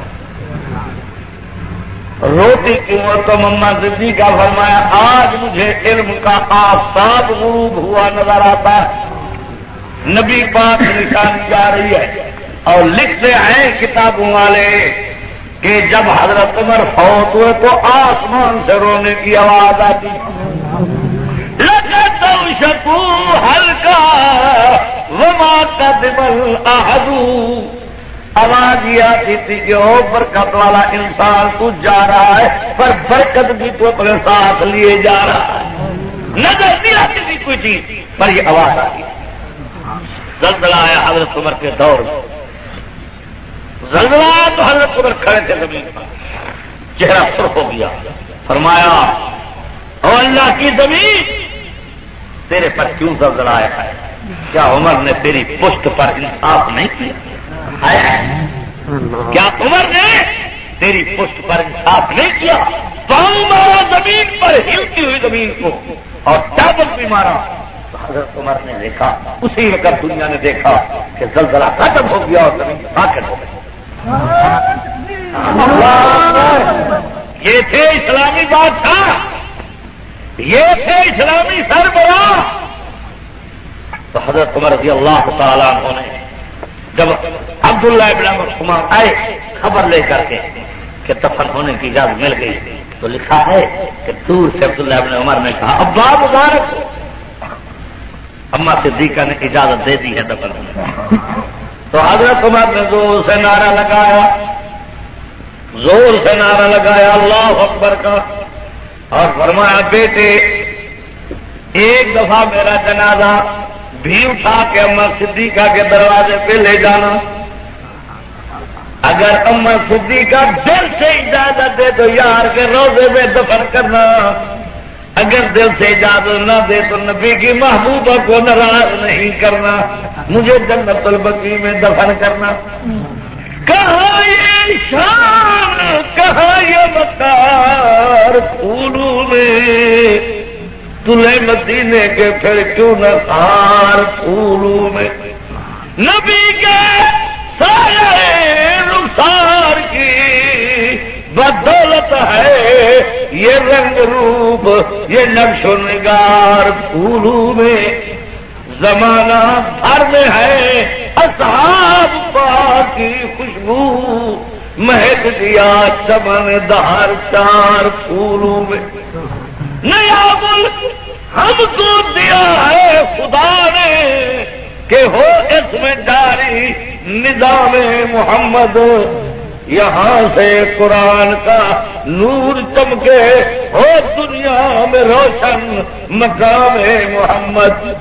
دکھائیں اخوت کا ایسا نمونہ کہ ہر دل پہ ہو نقش نام محمد. اصل ہم اس امید پر جی رہے ہیں کہ گردش میں آئے گا جام محمد. اللہ پھر جا کے دوبارہ پوچھا, پھر حضرت عمر صحیح کو روز اطہر میں دفن کیا. اور جب صدیق اکبر فوت ہونے لگے تو اپنی بیٹی سے کہا, علماء کرام مولانا عبدالشکور لکھنوی رحمۃ اللہ علیہ نے لکھا ہے کہ حضرت صدیق اکبر نے زندگی بھر اپنی بیٹی کو یوں نہیں بلایا کہ صدیقہ نہ, فرماتے تھے میری ماں امہات المومنین صدیقہ. کمال ہے, یوں نہیں کہتے تھے کہ بیٹی صدیقہ میری بات سنو, نہیں میری ماں امہات المومنین صدیقہ. کہ جب تک میں حضور پاک کے ساتھ رشتہ منسلک نہ کروں مجھے بلانا لذت نہیں آتی. اس بات نے فرمایا کہ ساری دنیا سے مجھے 3 چیزیں زیادہ محبوب ہے. اللہ الی وجہ رسول اللہ, حضور کا چہرہ انور و صدیق دیکھتا ہے. وانفاق مال علی رسول اللہ, حضور سے حکم دی اور صدیق سارا مال خرچ کر دیا. فان تکون ابنتی تحت رسول اللہ، اور میری لڑکی نبی پاک کی گھر والی ہو، مجھے یہ زیادہ اپنی بیٹی کو کہا، میری ماں امہات المومنین کا میری بیٹی جب میں فوت ہو جاؤں تو میرا جنازہ اٹھانا اور آقا کے روضے اطہر پر لے جانا. اگر میرے آقا کے روضے کا دروازہ خود بخود کھل جائے تو مجھے دفن کرنا، ورنہ مجھے جنت البقیع میں دفن کرنا. شاہ عبد العزیز صاحب نے فتاوی عزیزیہ میں لکھا ہے کہ جب صدیق اکبر سنگھ کا جنازہ یار کے روضے کے سامنے رکھا گیا، دروازہ خود کھلا اور حضور سنگھ کے پہلو میں دفن کیا گیا، تو آقا کی روضے اطہر سے ہاتھ صدیق اکبر کی قبر مبارک میں نکلا ہے. اور یہ آواز ہے کہ میرے حبیب، میں تو تیرے انتظار میں تھا یار کہ میرا صدیق میرے پاس کب آ. تو بھائی بات یہ ہے کہ نبی پاک کے ساتھ محبت کا تعلق اتنی تھا کہ نبی پاک کے عشق میں وہ لوگ مٹ چکے تھے، اپنے آپ کو ختم کر چکے تھے. ان کی اپنی حیثیت معلوم ہوتا تھی نہیں، اتنی فنا سے رسول کے دکے رکھتے ہوئے کہ جو حضور سے نے فرمایا حاضر. اللہ اکبر اللہ اکبر. تو دوستو بزرگوں، میں عرض یہ کر رہا تھا کہ حضرت عمر فاروق یہ بھی شہید ہوئے اور حضرت عثمان بھی شہید ہوئے. یہ شہادت کا مہینہ ہے نا. حضرت حسین بھی شہید ہوئے، وہ بھی عرض کرتا ہوں. تو حضرت عثمان کی شہادت یہ ہے، کوئی جھگڑا نہ تھا، کوئی لڑائی نہ تھی. یہ تمامی سازش جو ہے حضرت عثمان اور حضرت عمر کی شہادت کو لے کر کے حضرت حسین کی شہادت تک، یہ ساری سازش یہودیوں کی ہے.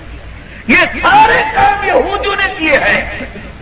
یہ جو ملک میں شیعہ سنی فساد ہے، اصل اس فتنے کی بنیاد یہودیوں نے رکھی. عبداللہ ابن سبا اور وہ جا رہی ہے، پتہ نہیں کتنا لگ جاتی ہے. تو حضرت عثمان رضی اللہ تعالیٰ عنہ، اللہ اکبر. کون عثمان؟ حضور اکرم صلی اللہ علیہ وسلم کے داماد ذی النورین. حضور سے فرماتے ہیں کہ اگر میری 100 لڑکیاں ہوتی، فوت ہوتی جاتی، میں عثمان کو دیتا جاتا. رقیہ اور ام کلثوم، زینب اور ام کلثوم تو دے دی. 2 لڑکیاں تو پے در پے نکاح میں، ایک فوت ہوگی تو دوسری دے دی. حضور سے نے فرمایا اگر میں محمد پاک کی 100 لڑکیاں ہوتی، ایک فوت ہو جاتی تو دوسری دے دیتا، وہ فوت ہوتی تو تیسری دے دیتا. جو داماد عثمان جیسا کسی کو نصیب میں نہیں ہے. حضور سے ایک دفعہ زید بن ارقم کے گھر حضور بیٹھے ہوئے ہیں، دعوت ہے جہاں بیت اللہ میں با جماعت نماز پڑھنے سے پہلے حضرت زید بن ارقم کے گھر میں جماعت ہوتی تھی. کافروں کا غلبہ تھا، بیت اللہ میں نماز نہیں پڑھنے دیتے تھے. حضرت عمر نے کلمہ پڑھا تو تلوار نکال کے کھڑے ہوئے اور بیت اللہ میں علل اعلان نماز پڑھائی. زید بن ارقم کے گھر میں آئے اور کسی نے دروازہ کھٹکایا باہر سے، تو حضور سے نے پوچھا جا کے دیکھو دروازے پر کون ہے. دیکھیں تو حضرت صدیق اکبر کھڑے ہیں اجازت مانگنے کے لیے. صحابی نے عرض کیا یا حضرت صدیق اکبر آئے ہوئے ہیں، دروازہ کھٹکایا ہے اور اجازت مانگتے ہیں. حضور سے نے فرمایا اجازت دے دو، دروازہ کھول دو، آنے دو. حضرت عثمان تشریف لے آئے. اللہ نے کون ہے دروازے پر؟ صدیق، آنے دو. حدیث میں آتا ہے کہ موٹی پنڈلی جو تھی حضور سے نے ظاہر کی ہوئی، کپڑا موٹی پنڈلی تک. پھر تھوڑی دیر گزری تو کسی اور نے دروازہ کھٹکایا. حضور سے نے فرمایا کون ہے دروازے پر؟ جی میں ہوں. کون؟ عمر بن خطاب. اجازت مانگنے آیا ہوں. فرمایا دروازہ کھول دو، آنے دو. حضرت عمر سے بھی تشریف لے آئے. تھوڑی دیر کے بعد کسی نے دروازہ کھٹکایا. پوچھا کون ہے دروازے پر؟ جی میں عثمان غنی ہوں، اجازت مانگنے آیا ہوں، جو اندر آنے کی اجازت ہے کہ نہیں؟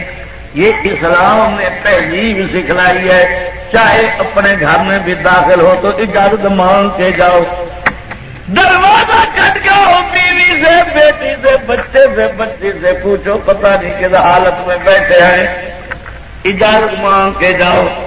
اللہ، اسلام کی باتیں کیا خوب ہے، خدا کی قسم، سونا ہے سونا۔ جب سے ہم نے اسلام کو چھوڑا ہے ذلیل اور رسوا ہو گئے، نہ عورتوں کو پردہ نہ مردوں کو حیا۔ جب ملک کے صدر کی بیوی پھرتی ہو ہماری تو رعایت کیسے پردہ کر، اور دعویٰ اسلام کا، اللہ، دعویٰ اسلام کا ہو اور اندر حالت یہ ہو۔ پتہ ہے آپ کو اخباروں میں پڑھا ہے کہ آج جہانی ظفر اللہ کی دبا پرسی کے لیے ہمارے ہاں سے پھیل گئے، ظفر اللہ قادیانی بے ایمان قذاب، جن کی وجہ سے پوری دنیا میں مرغیت آئی، ان کے دروازے پر صدر صاحب دبا پرسی کے لیے۔ پھر جب وہ سور مر گیا تو پھر ان کی تعزیت کی کہ اللہ اس کو جوار رحمت میں جگہ دے۔ یہ اخباروں میں بہاولپور کو علماء نے فتویٰ شائع کیا ہے کہ جنہوں نے ان کو یہ کہا ہے، ڈر کی وجہ سے ان بیچاروں نے یہ تو نہیں کہا جو صدر کافر ہے، لیکن انہوں نے یہ کہا ہے کہ جنہوں نے ظفر اللہ کی تعزیت کی ان کی بیویوں کے نکاح ختم اور وہ کافر ہو گئے۔ اب پتہ نہیں کہا ان کا پڑھائے گا تو کلمہ ان کو پڑھائے گا تو بات یہ ہے، اللہ تعالیٰ رحم کرے۔ یہ متفق مسئلہ ہے کہ جو کافر کی تعزیت کرے اور ان کو مسلمان کہے اور یہ کہ اللہ ان کو جوار رحمت میں جگہ دے، وہ خود کافر ہے، در اسلام سے کہا دے۔ مسئلہ شریعت کہتا ہے۔ باقی جو مولویوں نے کہا جو نکاح ٹوٹ گیا، کیا پتا بیوی بھی مسلمان ہے یا وہ بھی حیثیت ہے، اگر حیثیت نہ نکاح ہے اور نہ طلاق ہے۔ اللہ تعالیٰ رحم فرمائے ہمارے ہاتھ میں۔ جب حضرت عثمان داخل ہوئے تو حضور سے انہیں جلدی جلدی اپنے پنڈلی مبارک پر چادر ڈال دی۔ صحابہ نے عرض کیا یا حضرت صدیق اکبر ہے تو آپ نے چادر نہیں ڈالی، عمر ہے چادر نہیں ڈالی، عثمان ہے تو آپ نے پنڈلی پر چادر ڈال دی۔ فرمایا استحیی من رجل یستحیی منہ الملائکہ، عثمان وہ شخص ہے کہ جیسے اللہ کے فرشتے حیا کرتے ہیں تو میں محمد پاک حیا نہ کروں۔ اللہ، ایک دفعہ حضور سے نے چندے کی اپیل کی تو حضرت عثمان نے سونے کے شیشوں کے ڈھیر لگا دی، اتنی بڑا ڈھیر۔ حضور سے نے ان شیشوں میں ہاتھ مبارک ڈالا اور یوں الٹا رہے ہیں شیشوں کو، اور فرماتا ما ضر عثمان ما عمل بعد اليوم مرتين، عثمان اللہ کی قسم آپ کے بعد تم فرائض کی پابندی کرو، تیرے پر جنت واجب ہو چکی ہے۔ ابو بکر فی الجنہ، عمر فی الجنہ، عثمان فی الجنہ، علی فی الجنہ، طلحہ فی الجنہ، زبیر فی الجنہ، سعد بن ابی وقاص فی الجنہ، سعید بن زید فی الجنہ، ابو عبیدہ بن جراح فی الجنہ، عبد الرحمن بن عوف فی الجنہ۔ حضور نے سب کو جنت کا ٹکٹ پکڑا جو 10 صحابہ ہیں۔ اللہ، لیکن جنت کا ٹکٹ لینے کے باوجود نیند نہیں آتی۔ صدیق اکبر سے فرماتے اللہ میں درختوں کے پتے ہوتا مجھے جانور کھا جاتے، میں انسان نہ ہوتا تاکہ حساب و کتاب کو تو بچ جاتا۔ جب حضرت عمر قیامت کی آیاتیں سنتے تو سر پکڑ کے گھنٹے کے گھنٹے بیٹھے رہتے، روتے رہتے کہ قیامت میں کیا حال ہوگا ہمارا۔ حضرت عثمان جب قبر کو دیکھتے تھے، حدیث ہے بتا حتی یبل لحیتہ قیل لہ تذکر الجنۃ والنار فلا تبکی وتبکی من ھذا۔ صحابہ نے عرض کیا امیر المومنین عثمان آپ قبر کو دیکھ کے کیوں روتے ہیں؟ فرمایا میں اس لیے روتا ہوں بھئی جنت کا ذکر آتا ہے تو آپ خود نہیں ہوتے، جہنم کا ذکر آتا ہے تو پریشان نہیں ہوتے، لیکن قبر کو دیکھ کے کیوں روتے ہیں؟ فرمایا ان القبر اول منزل من منازل الاخرہ، قبر پہلی منزل ہے جو اس سے بچ گیا آگے منزل آسان ہے، اس میں پھنس گیا تو آگے منزل مشکل ہے، اس لیے میں قبر کو دیکھ کے روتا ہوں۔ اللہ حدیث میں آتا ہے جب آدمی فوت ہوتا ہے چاہے دوپہر کا ٹائم ہو، عشاء کا ہو، آدھی رات کا ہو، قبر میں عصر کا ٹائم نظر آتا ہے۔ جب دفن کر کے آدمی فارغ ہوتے ہیں ٹائم کوئی بھی دفن کرو لیکن مردے کو عصر کا ٹائم نظر آتا ہے قبر میں۔ فرشتے پوچھتے ہیں من ربوں کا،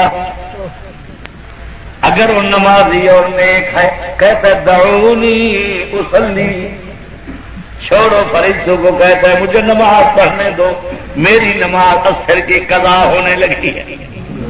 وہ کہتے ہیں خدا کا بندہ قبر ہے قبر، یہاں نماز کا کیا تعلق ہے؟ کہتا ہے دعونی اصلی، چھوڑو مجھے نماز پڑھنے دو۔ فرشتے کہتے ہیں لا العالمین، ہم پوچھتے ہیں من ربوں کا، یہ کہتا ہے دعونی اصلی، اللہ فرمائیں گے ان کو بخش دیتا ہوں میں، اس نے نماز کے ساتھ پیار کیا ہے، میں ان کو بغیر حساب کتاب کے معافی دے دیتا ہوں۔ ایک چیز پہ عمل کر لیا تو دیکھو تو صحیح کتنی خدا کی رحمت وسیع ہوگی۔ کتنی ظلم کی بات ہے کہ 5 وقت کی اذان ہو اور ہم نماز کو چھوڑ دے اور خدا کے احکام سب بجا لانے والے کے جواب بھی نہ دے اور اللہ کے چپراسی کو خالی چھوڑ دے۔ اللہ حضرت عثمان غنی 40 دن تک پانی بند رہا اس خلیفے پر، جن کے صدقے مدینے پاک میں کنواں نصیب ہوا میٹھے پانی، جو بھی ضرورت اسلام کو ہوتی عثمان کھڑے ہیں۔ 100 اونٹ غلے کا دیا ہے، اونٹ بھی ساتھ دیے، غلہ بھی ساتھ، 1000 اونٹ بھی بیت المال میں، غلہ بھی بیت المال میں، بورے بھی بیت المال میں، اور جو گھر بنتا پہلے حضور پاک کے گھر کھانے کے لیے بھیجے، پھر حضرت عثمان خود کھا۔ اللہ اکبر اللہ، اس پر 40 دن پانی بند رہا ہے۔ اللہ کا بندہ چڑھ کے کئی دفعہ 40 دنوں میں چھت پر آواز دیتا ہے وہ مدینے کے لوگوں، میں نبی پاک کا داماد ہوں، خلیفہ بھی ہوں، حضور صحیح نے مجھے یہ فرمایا تھا کہ لوگ تیری خلافت والا کرتا تیرے سے اتارنا چاہیں گے عثمان، شہید ہو جانا، لیکن خلافت والا کرتا نہیں اتارنا۔ مجھے اقتدار کی ضرورت نہیں ہے، خلافت کی ضرورت نہیں ہے، پر مجھے نبی پاک نے یہ اعزاز بخشا ہے، میں شہید ہونا تو پسند کروں گا لیکن خلافت نہیں چھوڑتا۔ اور میں مدینے طیبہ میں حکم بھی فوج کو نہیں دیتا کہ باغیوں کو قتل کریں، پتہ نہیں لگتا یہودی کون ہے مسلمان کون ہے۔ میں اجازت بھی نہیں دیتا کہ میرے حکم سے تلوار نیام سے نکلے اور قیامت تک مسلمانوں کی آپس میں لڑائی رہے، یہ گناہ میں اپنے سامنے اٹھاتا۔ میں اپنی جان تو دے سکتا ہوں لیکن مسلمانوں کے قتل کو روا نہیں رکھتا۔ تلاوت کلام اللہ میں گزر جاتی، پیاس رکھتی تو قرآن شریف شروع کر دیتے۔ آخر ہم جو حملہ آور لوگ تھے انہوں نے حملہ کیا، دیوار کو پھاڑا، حضرت حسنین دروازے پر پہرے دار۔ حضرت عثمان پر جب حملہ کیا تو بیوی نے اٹھ کر کے ہاتھ دیا تو انگلیاں کٹ گئی، بیوی نیلا کی تو حضرت عثمان کے منہ سے نکلا خدا تیرا ہاتھ شل کر دے۔ جس نے تلوار ماری اس کا ہاتھ شل ہو گیا، اسی وقت ہاتھ سوکھ دیا۔ پھر ایک اور آدمی نے تلوار ماری، حضرت عثمان کو شہید کیا۔ خون مبارک پہ جو قطرے نکلے تو قرآن کی آیاتوں پر پڑے، جو قرآن کھلا ہوا پڑھ رہے تھے تلاوت میں مصروف تھے تو ان آیاتوں پر قرآن کے خون کے قطرے پڑے، فَيَكْفِيكَهُمُ اللَّهُ وَهُوَ السَّمِيعُ الْعَلِيمُ۔ کہتے ہیں کہ وہ قرآن پاک آج تک بھی عثمانی خاندان میں موجود ہے۔ جب بارش کی ضرورت ہوتی ہے تو ان کو دعا مانگنے کی ضرورت نہیں ہوتی، قرآن پاک کو کھولتے ہیں باہر لے آتے ہیں، بس جب وہ ورقہ کھولتے ہیں خون کے کپڑوں کے صدقے بارش شروع ہو جاتی ہے۔ اللہ اللہ عثمانیوں پر اگر سے کوہ لوہے غم ٹوٹا تو کیا غم ہے کہ خون 100,000 انجم سے ہوتی ہے سہر پیدا. اللہ اللہ. تو 3 دن تک بلوائی نے لاش کو اٹھانے نہیں دیا، جنازے کی اجازت نہیں ہوئی، بڑی مشکل سے جنازہ پڑھا دیا. حضور نے فرمایا قیامت والے دن سب سے پہلے حضرت عثمان کا کیس میدان میں آئے گا. اللہ اللہ. حضرت علی المرتضیٰ بھی شہید ہوئے. صبح کی نماز کے ٹائم کے لیے جا رہے تھے، پیچھے چلے آ رہے تھے. بے ایمان عبد الرحمان ابن ملجم آگے رستے میں چھپ کر کے بیٹھا تھا. سازش کے تحت حضرت علی رد کرتے جا رہے تھے مسجد نبوی کو. ماری جو تلوار تو سر مبارک پر لگی، اور یہ جو لوہے کا ٹوپ تھا زرہ پہنی ہوئی تھی، اتنی زور سے تلوار لگی جو لوہے کی ٹوپی بھی کٹ گئی اور زخم یہاں سر کے نصف سے تک چلا گیا. اللہ اکبر کر کے حضرت علی المرتضیٰ گرے گلی. حضرت حسنین آ رہے تھے، انہوں نے خبردار کیا، دشمن بھاگ نکلا. حضرت علی کو اٹھایا.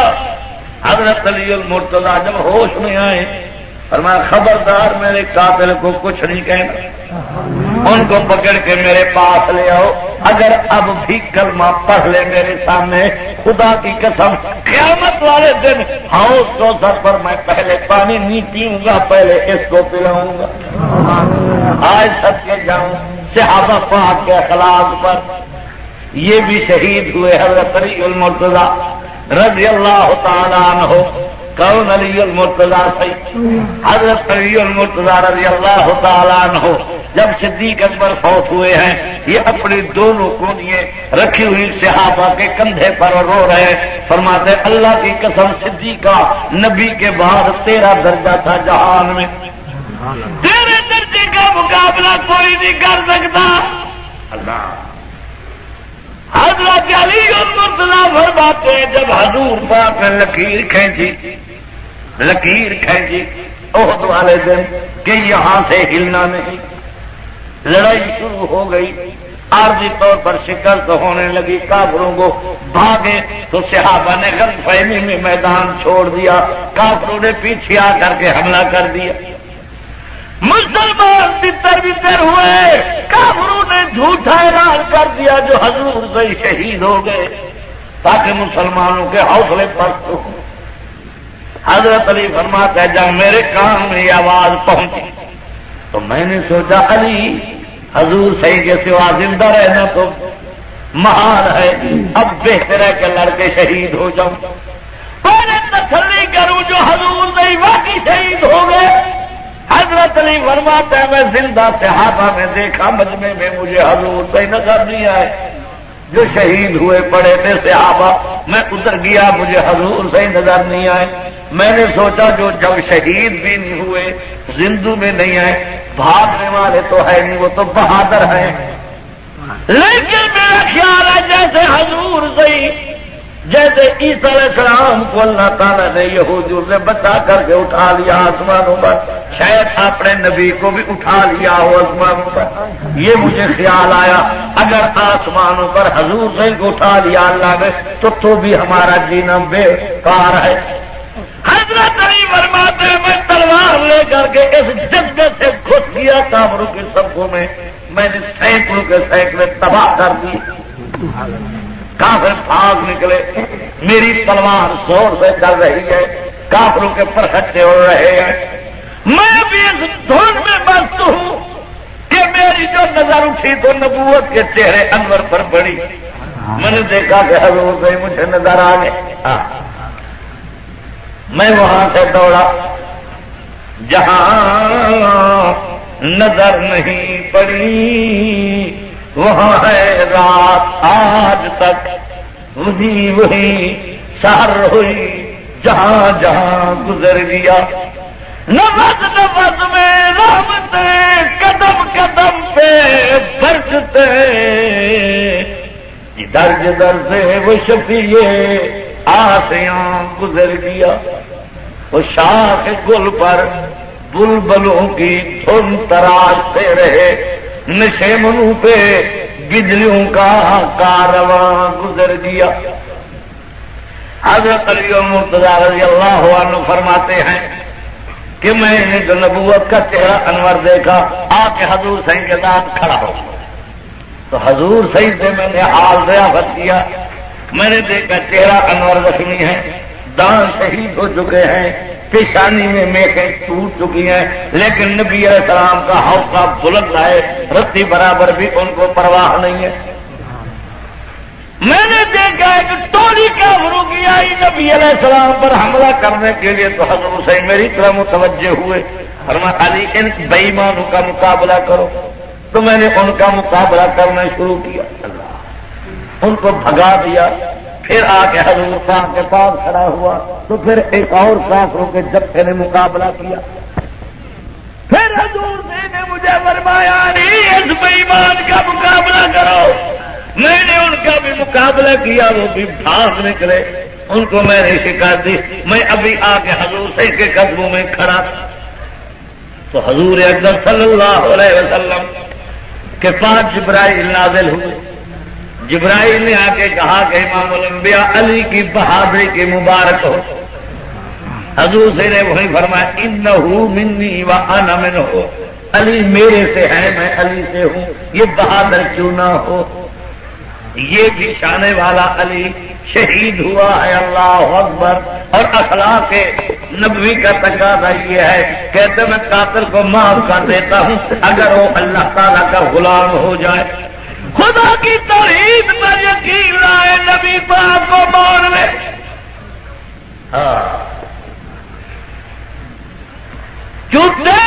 لا بدستاری بیا تنہا غمزاری مجو اد غیر ہتھیاری کہ لا فتح اللہ یقین دانم دری عالم کہ لا معبود اللہ ولا موجود فی الکونین لا مقصود اللہ۔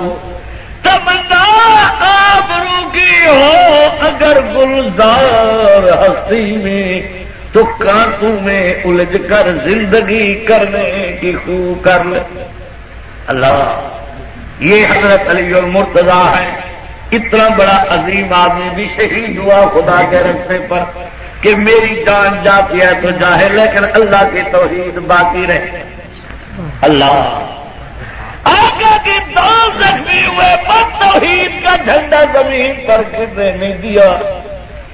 سیدنا حسین میدان کربلا میں اترے ہیں، ہزاروں کوفیوں کے خط گئے ہیں، محض دین کی سربلندی کے لیے سفر کیا ہے، رستے میں تعارض ہوتا رہا ہے، لیکن حضرت حسین کا مدعا یہ تھا کہ یزید تیری میری دنیا کی لڑائی نہیں، میں تیرے ساتھ جنگ اس لیے کرتا ہوں کہ تو خلافت کا اہل نہیں ہے،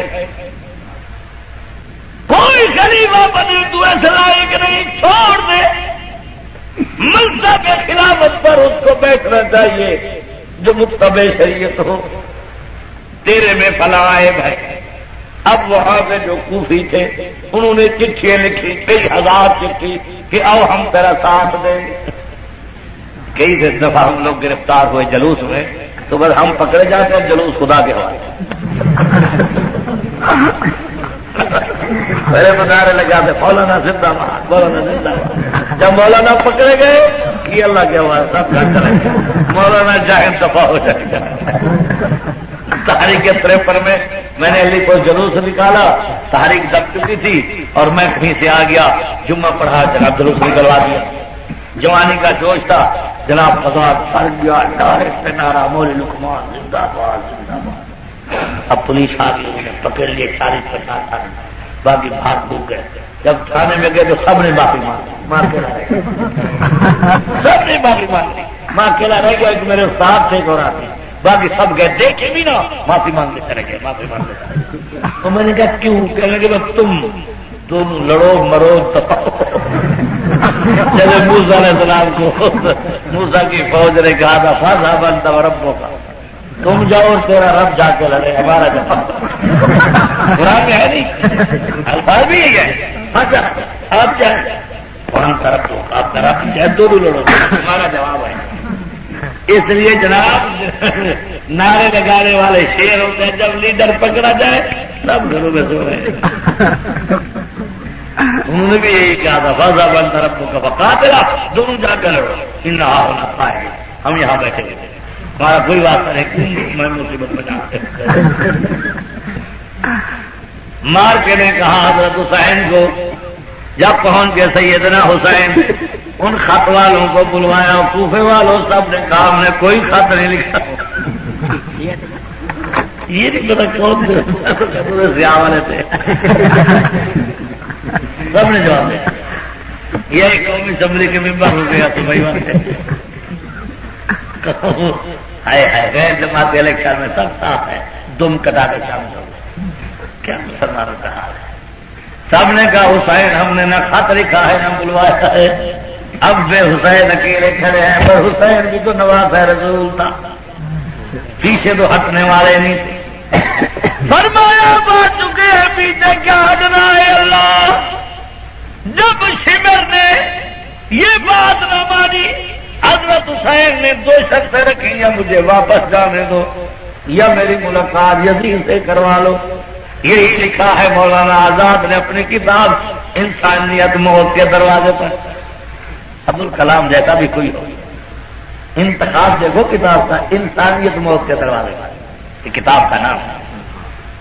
تو مولانا آزاد رحمت اللہ علیہ نے لکھا ہے جب انہوں نے دونوں شرطیں نہ مانی تو حسین نے بھی ڈیرا لگا دیا کہ اب واپس میں بھی نہیں جاتا، فیصلہ جو ہوگا دیکھا جائے گا۔ جتنے ہیں کل 72 آدمی تھے، لڑائی زوروں پر شروع ہو گئی، کہیں سے پانی بند ہے، کہیں سے خوراک بند ہے، بیوے خیمے بھی بند ہیں۔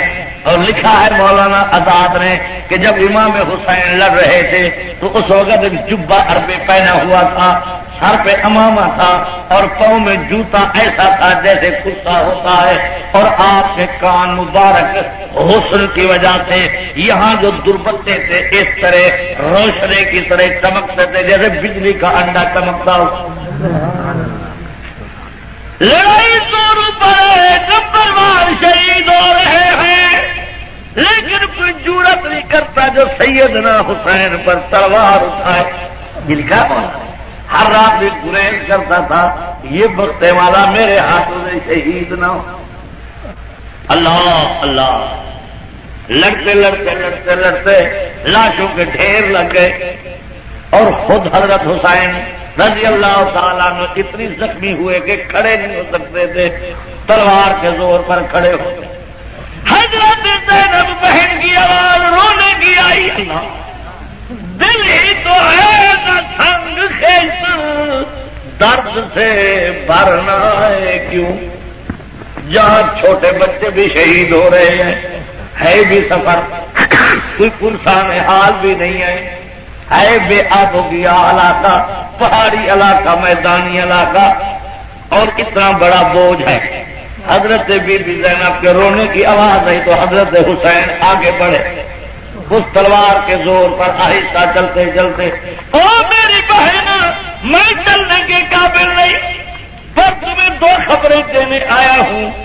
ایک خبر تو یہ ہے کہ مجھے خواب میں نانے کی زیارت ہوئی ہے، حضور سے نے مجھے فرمایا بیٹے تھوڑا وقت رہ گیا ہے، تم نے روزہ میرے پاس آ کے افطار کرنا۔ ایک لکھا ہے کہ کسی صحابی نے خواب میں دیکھا جو حضور صحیح کے بال مبارک بکھرے ہوئے ہیں، پریشان حالت ہیں، اور میدان کربلا میں تشریف لائے ہیں۔ تو صحابی نے پوچھا حضرت آپ پریشان معلوم ہوتے ہیں اور ادھر تشریف لے ہیں؟ فرمایا میں اپنے امت کے حال کو دیکھ رہا ہوں کہ میرے نوازے کے ساتھ یہ کیا کر رہے ہیں۔ اللہ مولانا آزاد نے لکھا ہے وہ لوگ جنہوں نے حضور صحیح کو دیکھا تھا جو جمعے کا خطبہ حسنین کے لیے حضور صحیح نے چھوڑ دیا تھا، اور فرمایا تھا سیدہ شباب اہل الجنہ، خطبہ چھوڑ کے آگے گئے، جو صفے چیختے ہوئے حسنین آ رہے تھے، اٹھایا سینے سے لگایا، پیشانی پر بوسہ دے دیا، فرمایا جس نے جنت کے جوان دیکھنے ہوں میرے بچوں کی زیارت کر لیں۔ اللہ اللہ۔ اور حضور صحیح نے ہونٹوں پر بوسہ دیا۔ ایک دفعہ حضرت صدیق اکبر مسجد سے باہر نکلے تو حسنین کھیل رہے تھے، حضرت علی بھی ساتھ تھے۔ حضرت صدیق اکبر نے فرمایا علی خدا کی قسم جب میں حسنین کو دیکھتا ہوں تو مجھے حضور سے یاد آ جاتے ہیں کہ ان کی شکلیں حضور سے ملتی جلتی ہیں۔ حضرت عمر سے عدالت پر بیٹھے تھے، لوگ قطار باندھ کے کھڑے نمبر وار مل رہے تھے، حضرت حسنین آ رہے ہیں، وہ بھی آ کے حضرت عبداللہ نے عمر قطار میں کھڑے تھے، ان سے پوچھا کس وقت نمبر آئے گا؟ انہوں نے کہا جناب یہ تو قطار جب ختم ہوگی، انہوں نے کہا اچھا تھوڑی دیر کے بعد آئیں گے۔ جب چلنے لگے تو حضرت عمر کی نظر کھڑکی سے پڑی، فرمایا بلاؤ یا حسنین کیوں واپس آ رہے ہیں؟ بلایا تو حضرت حسنین نے عرض کیا چاچا جی ہم آئے تھے لیکن ابھی نمبر کو دیر تھی ملنے میں۔ فرمایا باجو کے لیے نمبر ہے، تمہارے لیے کوئی نمبر نہیں، جب آپ کو مل سکتے ہو تم حضور پاک کے باغ کی بوٹیاں اور پھول ہو۔ لیکن ان کو نبی پاک نے کندھے پہ اٹھایا ہوا ہے اور بوسے دے رہے ہیں، جن لوگوں نے آنکھوں سے دیکھا نبی کو چومتا ہوا وہ بھی تلوار لے کے میدان میں کھڑے، لیکن نصیبے والے حضرت حسین کے ساتھ تھے رضی اللہ عنہ کے ساتھ۔ اللہ اللہ۔ اور بھی درمیان لڑائی کے آرلا آ کے مل گیا، لڑتے لڑتے وہ بھی شہید ہو گیا۔ لکھا ہے کہ غفاری قبیلے کے دو نوجوان حضرت حسین کو اکیلا دیکھ کے کہ تن تنہا کھڑے ہیں اور پورے لوگوں نے گھیرا ڈالا ہوا ہے، بکھرا ہوا شیر کھڑا ہے۔ اللہ اکبر۔ اسلام پر نبی کے خاندان پر کوئی تھوڑا واقعہ تو نہیں ہوا۔ مولانا آزاد نے لکھا ہے کہ حضرت حسین ادھر کو بھی دیکھتے ہیں ادھر کو بھی دیکھتے، اکیلے جو کھڑے ہیں پر تلوار اٹھا کے جدھر کو روک کرتے ہیں، سینکڑے اڑا دیتے ہیں، لیکن کوئی مارنے کی کوشش نہیں کرتا۔ بس یہ حسد دے کے حضرت حسین کا تو غفاری قبیلے کے دو لڑکے نوجوان آتے کہتے ہیں حضرت حسین ہمارے ہاتھ ہم تیرے ہاتھ میں بیعت کرتے ہیں، آپ کھڑے رہیں جب تک زندہ ہیں، آپ کے پاس کوئی آدمی نہیں آئے گا۔ لڑتے لڑتے لڑتے گھنٹے گزر گئے، کئیوں کو تباہ کیا، حتیٰ کہ دونوں حضرت حسین کے قدموں میں شہید ہو گئے۔ اللہ حضرت حسین ان کے چہرے کو دیکھ رہے ہیں اور اپنے کپڑے سے ان کے چہرے کے خون کو صفا کر رہے ہیں، اور دیکھتے ہیں کہ حضرت زینب کے رونے کی آواز آئی، آگے ہوئے، فرمایا میری بہن میں نے تیری آواز اپنے کانوں میں سنی، میں تمہیں نانے کی حدیث سنانے آیا ہوں۔ حضور جی نے فرمایا من شکل جیوبا وضرب الخدوبا ودعا